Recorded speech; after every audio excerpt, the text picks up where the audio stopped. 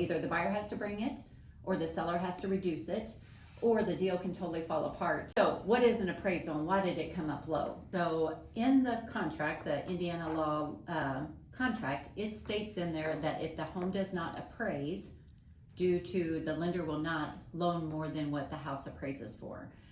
Or doesn't appraise for. So again, it's already pre-stated in the contract that if it does not appraise, then the buyer can go back to the seller and ask for it to be reduced to the appraised value.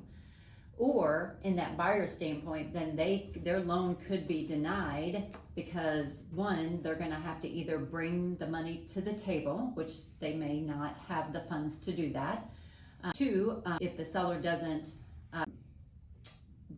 reduce the price, if they refuse, then the buyer can walk away and get their earnest money back. But as in a lender standpoint, that's their collateral, so they will not loan more than what it so a lot of times there could be a $5,000 or a $10,000 gap. Now, if the seller refuses and the buyer still wants the house, then they'll have to make up the difference in cash to the lender, because the lender, it's a hard, if it appraises for 200, they're not gonna loan, and your contract's for 210, they're not going to loan the difference. I don't want to hear anything else. So then that makes, for the buyer standpoint, you got to make that adjustment, you got to make that choice. How bad do you want the home? In most cases, again, like I said, in the contract, it's already pre-stated that the seller needs to reduce to the appraised value if it doesn't appraise.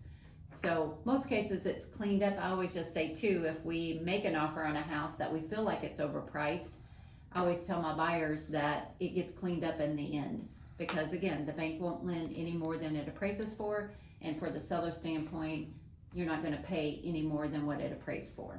So usually in that sense, it just kind of cleans itself up at the end, and unfortunately with you being a seller, that happened. So have you talked to the other agents? They do not have any funds to bring to the table, so it's your choices as a seller in certain situations would be you either reduce it to the appraised value or they'll have to walk away. So we probably would have spent with a different buyer, maybe like if we put it back on the market, we might spend $5,000 or $10,000 making corrections. Good point.